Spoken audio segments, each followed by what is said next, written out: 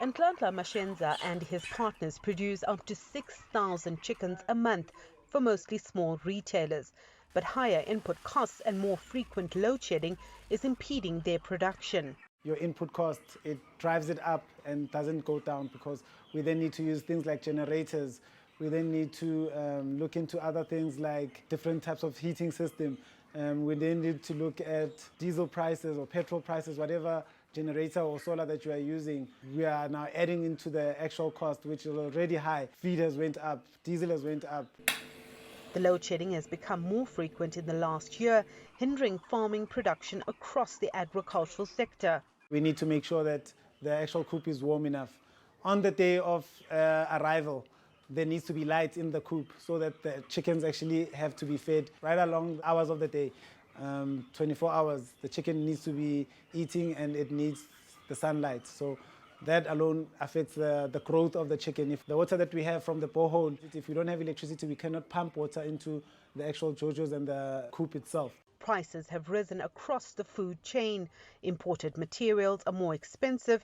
The cost of transport has also risen. Inflation at the factory gate remains elevated, which means these costs are being passed down from producer to retailer to consumers. It comes down to affordability, yes, of the machinery running the plants, having to have backup generators running, manufacturing plants. That's not sustainable. But affordability also goes down to the consumer, okay? When food price goes up, they eat less. And I think that shows this looming crisis, because what it's doing is it's actually hitting us at all levels. Aid organizations have already raised the alarm around food insecurity.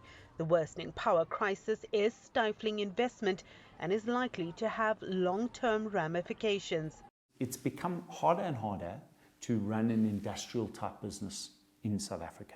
Every time the power stops in that factory, you're down for an hour, maybe 2 hours. The cost of that, the loss of production, is massive. The thing that we don't talk about often enough is the reduction in future industrialization in our country because of the lack of power. So investors saying, I'm not going to invest. There's still no end in sight for ESKOM's power woes.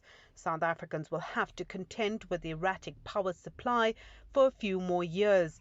Many businesses, unfortunately, won't make it.